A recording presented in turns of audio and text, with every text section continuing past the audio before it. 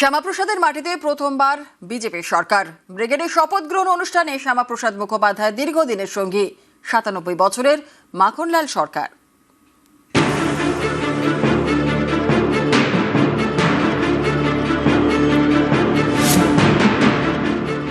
একটা স্বপ্ন পূরণ হয়েছে, শ্যামাপ্রসাদের ৩৭০ বাতিল হয়ে গেছে। আরেকটা স্বপ্ন, শ্যামাপ্রসাদের রাজ্যেই শ্যামাপ্রসাদের দল আজকে বিজয়ী হয়েছে। উনি যেখানেই থাকুন, ওনার স্বপ্ন পূরণ করতে পেরেছি, এটি আমাদের গর্ব। আমি শুভেন্দু অধিকারী। বাংলায় প্রথম বিজেপি সরকার, শ্যামাপ্রসাদের মাটিতে পদ্ম চাষ। শনিবার ব্রিগেডে শপথ গ্রহণ। এই শপথ গ্রহণ অনুষ্ঠানের মঞ্চে ছিলেন মাখনলাল সরকার। শ্যামাপ্রসাদ মুখোপাধ্যায়ের দীর্ঘদিনের সঙ্গী মাখনলাল সরকার, বয়স ১০০ ছুঁই ছুঁই।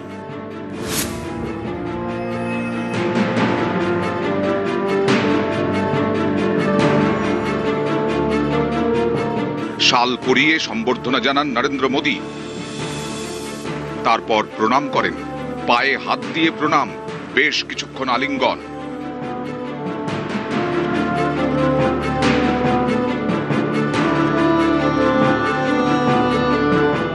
নরেন্দ্র মোদী সোশ্যাল মিডিয়ায় লেখেন, কলকাতায় শপথ গ্রহণ অনুষ্ঠানে মাখনলাল সরকারের সঙ্গে সাক্ষাৎ করার সুযোগ হলো। উনি জাতীয়তাবাদী শ্যামাপ্রসাদ মুখোপাধ্যায়ের সঙ্গে কাজ করেছিলেন এবং জম্মু কাশ্মীরে গ্রেফতার হয়েছিলেন। উনি আমাদের দলের জন্য জীবন উৎসর্গ করেছেন, পশ্চিমবঙ্গে আমাদের সংগঠনের প্রসার করেছেন। এদিন মঞ্চে মাখনলাল সরকারের জীবনী বলেন বিজেপির রাজ্য সভাপতি শ্রমিক ভট্টাচার্য। শিলিগুড়ি নিবাসী শ্রী মাখনলাল সরকার সবরই প্রতীক্ষার মতো দীর্ঘ প্রতীক্ষা।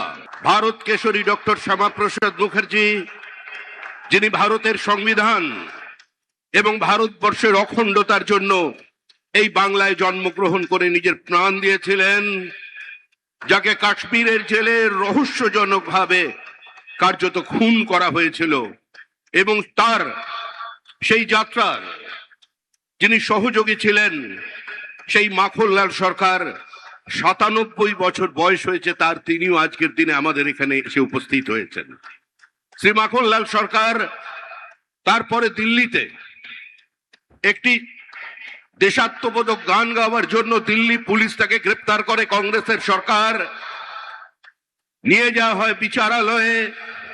বিচারপতি বলেন তার উকিলের পরামর্শে যে ক্ষমা চান, আপনার মুক্তি দেব। কিন্তু মাখনলাল সরকার বলেছিলেন, আমি কোনো অপরাধ করিনি, সুতরাং আমি একটা গান গেয়েছি। বিচারপতি বলেন, তাহলে আপনি গানটা গেয়ে শোনান। সেদিনের অপ্রাপ্ত বয়স্ক মাখনলাল সরকার সেই গানটি গেয়ে শোনান, এবং তারপর বিচারপতি নির্দেশ দেয় দিল্লি পুলিশকে যে একে ফার্স্ট ক্লাস কামরা করে এর বাড়ি পর্যন্ত পৌঁছে দাও এবং ১০০ টাকা দাও রাস্তায় যাতায়াতের জন্য। আজকে সেই মাখনলাল সরকার আমাদের মধ্যে আছেন। প্রধানমন্ত্রী পায়ে হাত দিয়ে বলল যে দাদা, আপনার স্বপ্নের পূরণের দিন আমার হস্তক্ষেপ আপনি কি মনে করেন? তুমি এগিয়ে যাও, তুমি এগিয়ে যাও। আজকে বলতে হচ্ছে যে অবশ্যই আমরা এগিয়ে যাচ্ছি।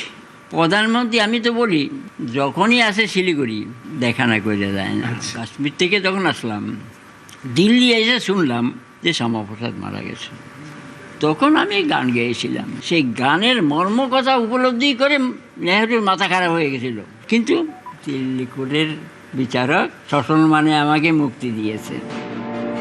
শিলিগুড়ির ডাবগ্রামের বাসিন্দা মাখনলাল সরকার ১৯৮০ সালে বিজেপির আহ্বায়ক হন। দার্জিলিং, জলপাইগুড়ি এবং তৎকালীন পশ্চিম দিনাজপুর জেলায় আহ্বায়কের দায়িত্ব পান। ১৯৮১-র শেষের দিক থেকে টানা ৭ বছর বিজেপির দার্জিলিং জেলা সভাপতির দায়িত্বে ছিলেন। এই অনুভূতিটাকে আমি শব্দে প্রকাশ করতে পারছি না। আমার চোখে আনন্দ অশ্রু এসে গেছিল। বাবা তো ১৬ বছর বয়স থেকেই এই সংঘের আদর্শে আদর্শিত ছিলেন। বাবা তখন থেকেই সংঘের খুব ঘনিষ্ঠ ছিলেন। শিলিগুড়িতে যে গুটি কয়েক মানুষ সংঘের সঙ্গে যুক্ত ছিলেন, বাবা তাদের মধ্যে অন্যতম ছিলেন। বাবা তখন হিন্দু মহাসভা করতেন শ্যামাপ্রসাদ মুখার্জির আদর্শে আদর্শিত হয়ে। বাবা শ্যামাপ্রসাদ মুখার্জির সঙ্গে কাশ্মীর গেছেন, বাবা কলকাতায় যেতেন, কলকাতায় দেখা করতেন। একবার দিল্লিতে গিয়ে বাবা গ্রেপ্তারও হয়েছিলেন রাষ্ট্রীয় গান গাওয়ার অপরাধে। গত বছর রাজ্য বিজেপির সভাপতি হন শ্রমিক ভট্টাচার্য। এর মাসখানেকের মধ্যেই যান শিলিগুড়িতে। মাখনলাল সরকারের বাড়িতে। এবছর এপ্রিলে ডাবগ্রাম ফুলবাড়ি বিধানসভা কেন্দ্রের বিজেপি নির্বাচনী প্রচারের মঞ্চে ছিলেন মাখনলাল সরকার। সেখানে শ্রমিক ভট্টাচার্য এবং দিলীপ ঘোষ তাঁকে সম্বর্ধনা দেন।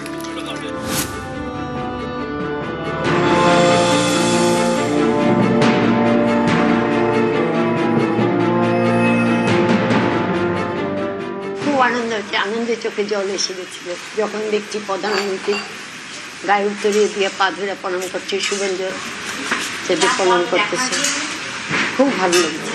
উনি ঘরেও দেখতেন, পার্টিতেও যেতেন, কোনো সময় কোনো খারাপ কিছু দেখিও নি, আর নিঃস্বার্থভাবে পার্টি করে গেছে। কোনো পার্টি থেকে যে কোনো কিছু নিব বা কিছু সেই সব কিচ্ছু করেন।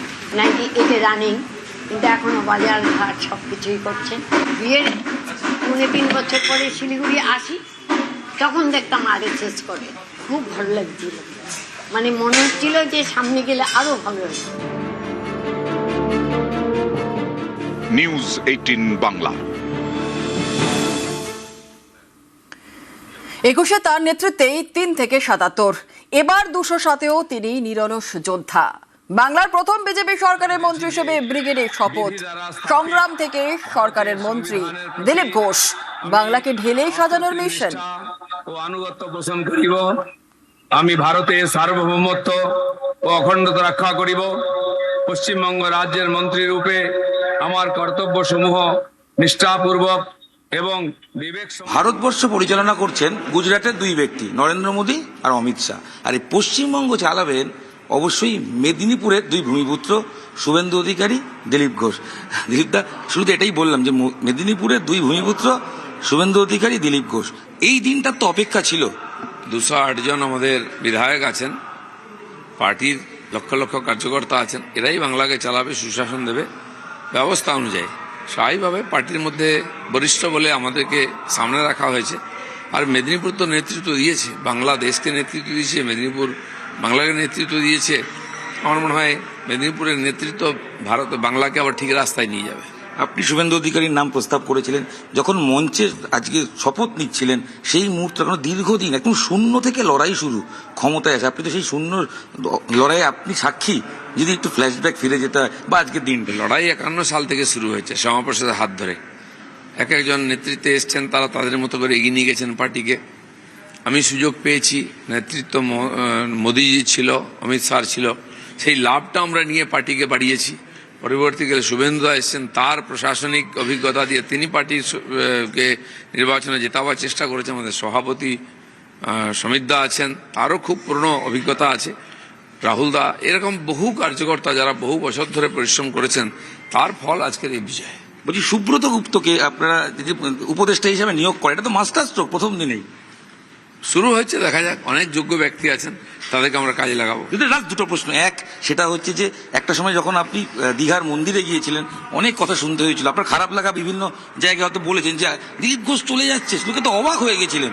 কি বলবেন আজকের দিনে দাঁড়িয়ে ওই দিলীপ ঘোষের জায়গায় আছে, একটা মিশন নিয়ে এসছে, লোকেরা বুঝতে ভুল করে, তখন সমস্যা হয়। শেষ প্রশ্ন, মন্ত্রী হিসেবে যে দপ্তরই পান, শোনা যাচ্ছে আপনি উপমুখ্যমন্ত্রী হবেন এবং সঙ্গে গ্রামাঞ্চলও পাবেন, গ্রাম উন্নয়নের ব্যাপার। যাই হোক, কি করতে চান, কি কি কাজ প্রথম সরকার কাজ করবে, তার মধ্যে আমরা আছি।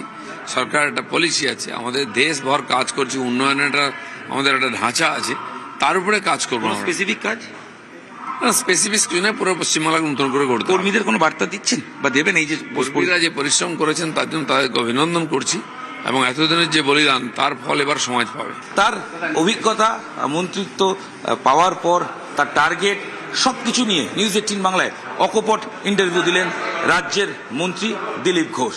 হিরণ রায় বর্মন, নিউজ 18 বাংলা।